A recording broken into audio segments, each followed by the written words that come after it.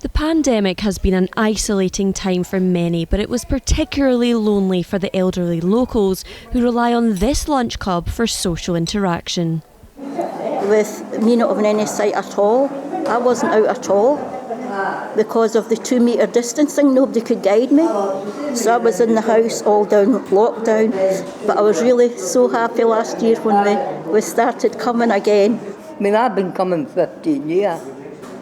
They sent me alone when my husband died. I feel that there's nothing in Musselburgh for the elderly people. 91-year-old James Martin is not only a famous face here, but also across Scotland, after playing the role of Eric in Still Game. Now a pensioner in his real life, he enjoys his days out to Hollies. They'll just come up and say, "Oh, you're a guy pretty Still Game, aren't you?"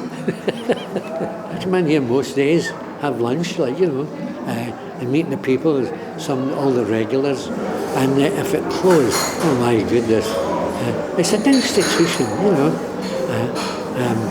I hate to think about it. Before the pandemic, Hollies heavily relied on the income from their cafe and charity shop to keep them afloat, but the impact of COVID lockdowns and restrictions has left them unable to cope.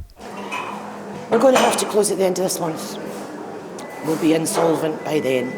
The majority will be stuck in their homes again.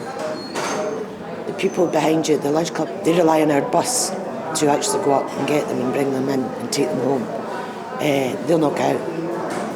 The charity have now submitted applications to East Lothian Council for emergency funding and say securing the money could be their last chance of ever getting back on their feet. As well as worrying about paying staff and making ends meet, Hollies are also responsible for maintaining the building, and they're facing a huge repair bill after part of their ceiling collapsed. East Lothian Council say they have directed the charity to potential sources of funding, but there is no guarantee that more money is on the horizon. Indigo Stafford, STV News, Musselburgh.